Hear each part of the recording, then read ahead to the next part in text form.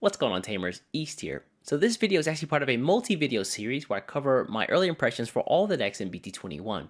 If you haven't seen the first video where I give a really good introduction about what I'm going to talk about and how I structure everything, I definitely recommend you go back and check out that first and then come back to this video here. Anyways, happy watching, enjoy the show, and don't forget to subscribe. ShineGreymon. Yeah, I forgot for a nanosecond how strong this deck was, and I was reminded very, very quickly. Of all the new cards, the new level 5 Rise Greymon definitely feels like the star of the show. I mean, look at him, bro. He's got that thing on him.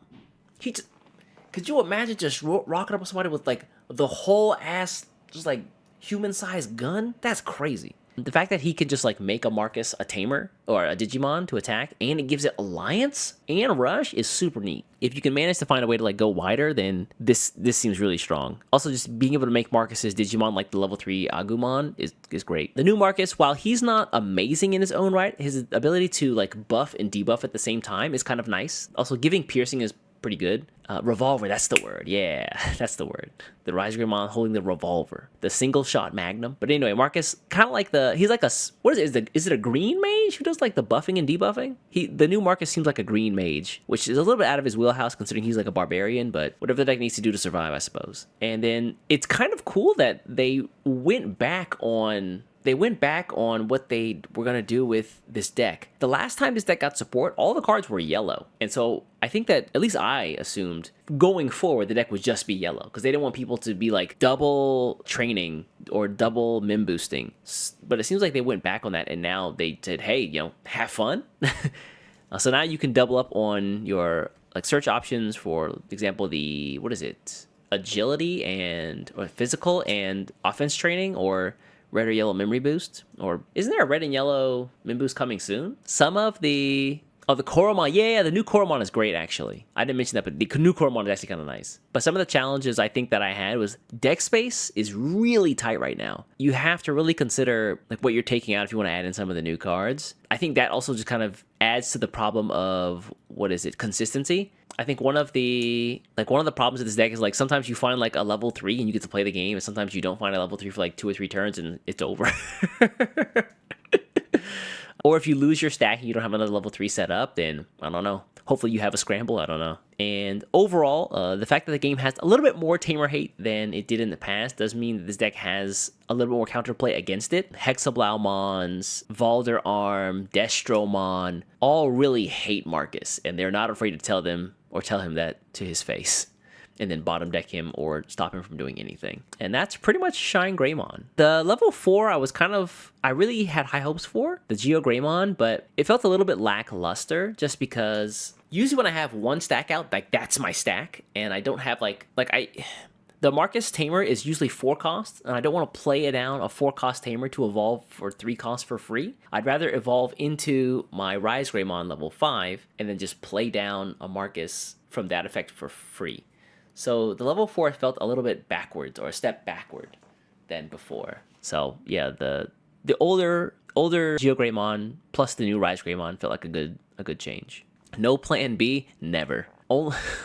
Well, it's only plan A. It really is only plan A. How does the option feel? I didn't care for it, actually. When I started with the deck, I included it in, but it never felt super impactful. Because most of the time, I feel like I have the ability to do the damage I need to with my Marcus Tamers and my like Rise Greymon or ShineGreymon on board. And so I never thought to myself, oh, I need to make one of my Tamers a 12k Digimon right now. So by the end of the week, I ended up just cutting it entirely, unfortunately. Yeah, I think instead I swapped in like 1 copy of, what's the 5 cost option? The sword. Sunrise Buster, that's it. Yeah. I just popped in a copy of Sunrise Buster instead. Marcus still very scary. Still punches very hard. Super strong. Any questions? Could BT2 Shine see a resurgence? I think some players were trying out BT2 Shine in the deck. I was trying to use some of the newer ShineGreymons. I didn't really care for them, unfortunately. I'd rather just use like the BT12 ShineGreymon instead, and then a couple copies of like 1 Ace level 7 burst mode, and then like a regular burst mode as well. That season is so fun watching Marcus and Agumon fighting Digimon, and not Agumon fighting Digimon. Yeah. Marcus has hands, and they're mega level. Were you Marcus into BT2, then rest other BT12 Marcus into Ruin mode? Ah, that works too. Yeah. You can just include Ruin Mode in the deck as well, yeah. Typically, I'm trying to just, like, win, so I wanted to go the more offensive route. But yeah, ShineGreymon Ruin Mode is not a bad idea, considering the deck can evolve for free in some cases. Ruin Turbo is back, although Sakyamon stolen him from now. Do you think we'll get a new Saver set this year, and how bad decks from the era World Knights are right now? Maybe? Nah, maybe. I don't know. It feels like, based on what we know from the roadmap, Savers doesn't seem super likely, but I could be wrong. Because we know, like, the next couple sets coming out, right? Veemon Armor Rush. This is a deck that, how do you say this? In the past, it was all gas. And then they printed Magnamon X, and everything changed. And Magnamon X doesn't care about anything. So now, it was like when you're at the playground and you like push over a kid and you're like bullying a kid, and then they go get their big brother. Magnamon X is the big brother, whereas the rest of the cards in the deck are the snot-nosed brat. And so the cool thing about this deck is you get more speed, and now they just have Magna X in the back as well. Like, you can attack, unsuspend, like, pop off the Armor Purge card. Oh, sorry, attack, pop off the Armor Purge card, evolve, unsuspend, and just keep doing that with the new Magnamon cards. The Veemon effect is amazing because it's not once per turn. This is always a cost -1 into an armor or a hero trait. And then if you have like a training card, then it's just a 0 cost evolve. Also, if you have the option card, it's just a 0 cost evolve. The Digimon is really good. I didn't really care for him. Considering I just have a Magnamon in the back, I just typically want to go for that. But I'm happy to be wrong here. Like, I just want to play big Mon. Suspend the blocker and still go... I mean, that's true, yeah, of course. You can get blockers out of your way, but if their blockers just die, then they have nothing, and then you have Magna X, and that just feels even worse. I guess for one cost, that's not bad. I guess on the topic of armor purges, though, the new Davis is like, it's like the Pringles catchphrase. Like, once you pop, the fun don't stop. Like, as soon as the Davis is up, you're just like, all right, punch, pop off, evolve for free, or evolve again, draw a card, do it again, and just, yeah. For me, the armor rush part is cool, but the fact that they just at any point could just drop a Magna X on you is... I will say, though, considering how much red is in this set and how much DP pumping has happened, Magnamon X isn't as scary as he once was. Still pretty wild at 15 to 18k, 16 to 18k, yeah, something like that. But now that cards can get over that, you can lose your Magna. And for me, I didn't care very much for the Flame Dramon or the Lydramon. Some folks have mentioned that the one cost for Lydramon is cool. Oh, it's not light, is it? It's Lie. The one cost Lydramon is, I guess, pretty okay. Again, not my cup of tea, but definitely give it a shot if you want to try it out. It feels like on paper this deck is so good. Low cost evolves, literally untouchable Digimon, DP buffing, DP minusing, attack target switching to remove security effects, a whole host of really good option cards at its disposal. This deck seems so strong. You can try out the Armor Rush version. I didn't give the pure Rush version a try. Because I have the Magna X, I just used him. But yeah, if you want to try the Armor Rush version, just give it a shot. I mean, you're gonna lean more into offense for sure, and that's not a bad thing. That's kind of what the deck did originally, and I think that some of the new cards are kind of built with that same spirit. But yeah, because I have the Magnets, I just used them. Hey, and Genai's house fits in every deck that needs DP. Even this one. And that's pretty much Armor Rush in a nutshell. Any questions? Genai's house is... I always mix up the effects. Is Genai's house the one that puts itself on top or on bottom? The one that puts itself on top I thought was really bad, and then I was like, wait a second. As soon as they check this, I just get a free Tamer. What the hell? Oh, never mind. I want the one on top then. Yeah, I want the one on top. Adventure Island or whatever, Island of Adventure. I want the one on top because it's like, hey, if you don't check this, plus 2k. If you do check this, thanks to the Tamer. That's cool. And I'm trying to play some Tamers for free. For free. Yeah, give me the 2k both turns. That's fine, especially like for Magna. And then if you check them, I just get a Marcus or a Tide Tamer down. And then I still get the plus 2k. How does it feel? Well, no questions. Then let me take a look at... That was the last one. Well, we did it. Why did I put this one first then? It was Armor Rush, didn't I? Oh, because I said Veemon Armor Rush. Taking a look after this first week, the environment as a whole, just kind of trying to summarize my thoughts. I really, really gotta say, whoever put together the hero and adventure cards should definitely be applauded. Like decks with really high skill ceilings and like relatively simple cards. Did you do Wind Guardians? Hold on a second. Did you go into Wind Guardians? Oh, hold on. I got you. There we go. Excuse me. Excuse me. I did not put together Wind Guardians at all. I'm gonna keep it a buck. I didn't touch Wind Guardians at all this week. I got to hero, I'm like, I'm tired, boss. And I stopped. You know, Xamon, I didn't, I only wanted to talk about decks that got major support. Xamon got 2 cards. I think the deck is still pretty good. I haven't played against any Xamon, but I've seen some lists. I thought they both pretty good, but I don't know much. Same with Wind Guardians. I don't know much about Wind Guardians either. I didn't even try to put it together. I was like, are all the cards released for this? Doesn't look like it, so I just kind of shelved it. I didn't even know. But getting back on track here, the hero. Oh, let me do this so you can actually see all the words. There we go.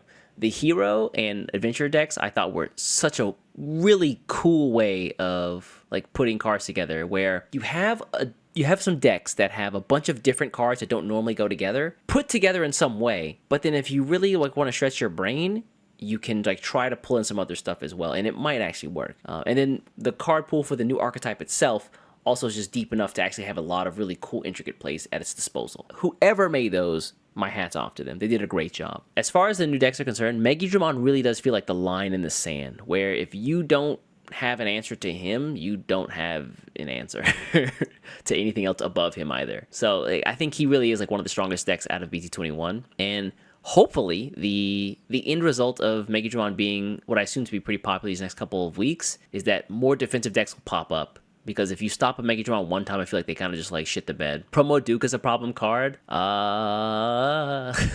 They have 2 cards that just play themselves. But yeah, like I mentioned here, if you're competitive, think about some ways that you can fight against this deck if you don't have one already. The reason I say that Digimon feels like the line in the sand is because I still feel like decks like Sakuyamon and Royal Knights are tough for Megidramon, where Royal Knights just comes out, Mekamon comes out and just taps the Megidramon and just banishes him to the Shadow Realm. Or Sakuyamon says, hey, those are some cool Gimon you played. It's a shame that you don't have on play effects.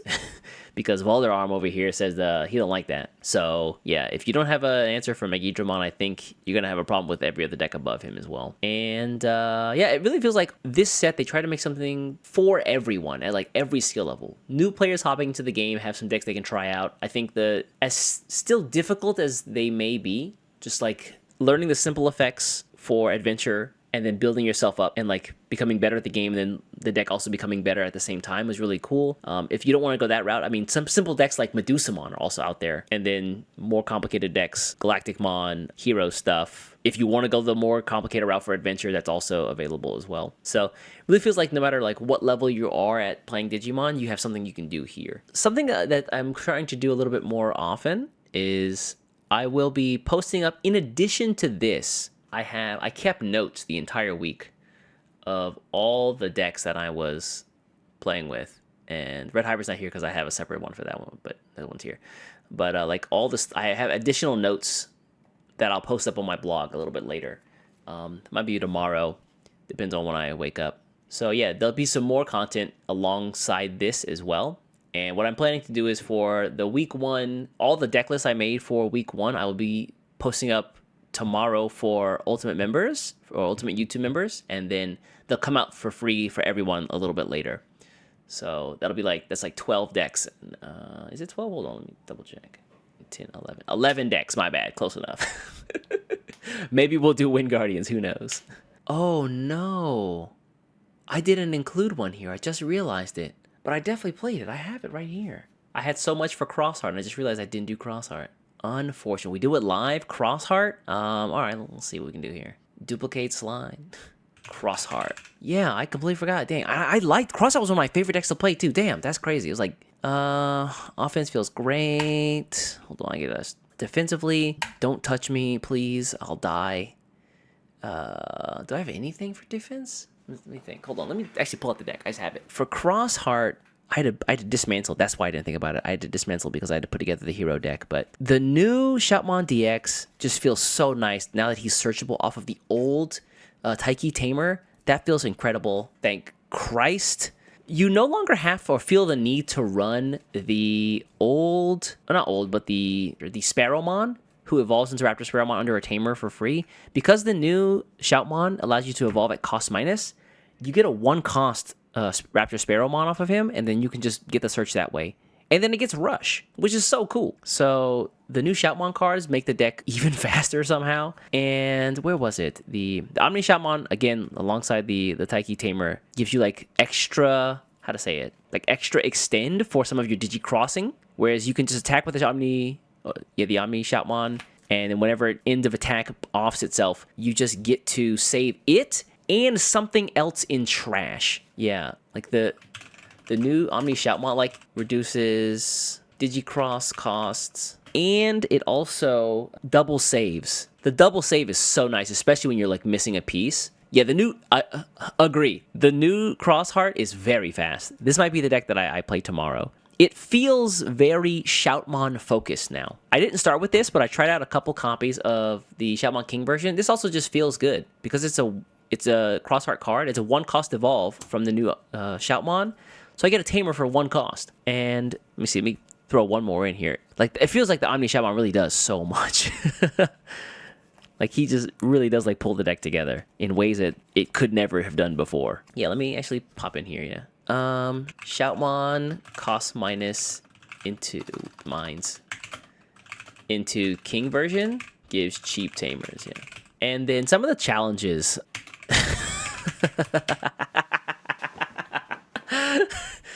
Hexablaumon is my challenge. This deck has virtually no answer to Hexablaumon unless you play something like... Where's it at? You have to play... Oh, do I not have it in here? Oh, I haven't added it yet, did I? Oh, no. You have to run your Shoutmon X7 Superior Mode. That's the only answer, honestly. You can't depend on... Was it the old X7? Because Hexablaumon will likely be stronger than you on your turn. Like 16 to 18k Hexablaumon means that you can't just destroy it because it doesn't have less DP than you. So you have to run X7 Superior Mode, and that hurts. It's like, I mean, it's only 1 card, but still, I'd rather just run not him and just like punch everything. Because the new Shoutmon EX6 needs to attack in order to remove something from the board, and because I can't attack because I don't have more sources than Hexablaumon, I just can't do anything. I'm running 4 X7 Superior. God dang! That's, whoa. I run like 1. A single one. Will I find it? I hope so. I mean, the deck can like search through itself pretty well, but yeah, 4 it seems a lot. Wow. Like, and the space in this deck is already really tight right now. So, man, Valder Arm turns off Cross so much. Yeah, the on-play effects hurt, right? You can't do anything. In that case, you have to actually use the evolve effects, which they are what they are, right? That's why the new DX is also kind of nice, because he can just pop a Hexablaumon if there's nothing else on the board. So you can actually, the way the deck can be built now, you can use evolve effects, and it's not the worst thing in the world. For 3 memory, you can go from a Shoutmon to an Omni Shoutmon, so it's a level 3 to level 5, and then from there you can get to a level 6, which should help you seal the deal in some way. I really wish that the Blue Flare ShineGreymon could evolve from a Xros Heart, but he can't at all. It's only black or blue in its 3 costs, and there's no way around that. But yeah, Hexablaumon is my one weakness. Offense feels good. Speed feels good. Removal? Actually pretty good removal. DP minus, like blanket DP minus is not bad. You've also got some effects like security attack minus, the DP minus like I mentioned before. You can prevent suspension. You can take out Floodgates pretty easily. If you want to include Valder Arm, then you give like, that's not really removal, but it's just annoying to deal with. You can rest stuff and force it to stay suspended. You've got a little bit of Digivolve, but it's really hard to get access to, so maybe 3 is all right. Ease of use? Is it a hard deck to play? I don't think so. Maybe 3 is all right here. Maybe that feels good right there. That feels like Xros Heart. All right. I think we finally finished everything. Let me just put this. So now it is 12 decks. I actually counted correctly. All right. Xros Heart. The looping Shoutmon, BT21, and new Omni Shoutmon is so nice. Oh, yeah. The one who evolves automatically and then pop and then, yeah. Steal the Taiki, replace the Davises on the slide. That's too much work. Like I mentioned before, after building, tinkering, and testing all these decks, I'm tired, boss. I'm very tired. I need a nap. So now will come my process of building up and dismantling and sorting everything. And then I don't know if I'm gonna play Xros Heart or Red Hybrid or Gamamon or Adventure. Well, I will say this: I have a lot of choices at my disposal. I have a lot of choices. Lord Seiji, you gotta save us. You gotta edit these in, big dog. I can't be bothered. So yeah, that's all of the BT21 decks asterisk in a nutshell for this like early week. I'm sure lots of things will change, but yeah, this is just like how I saw everything this first week. All 12 red decks. Bandai, never do this again. I had so much fun. Never do this again, please.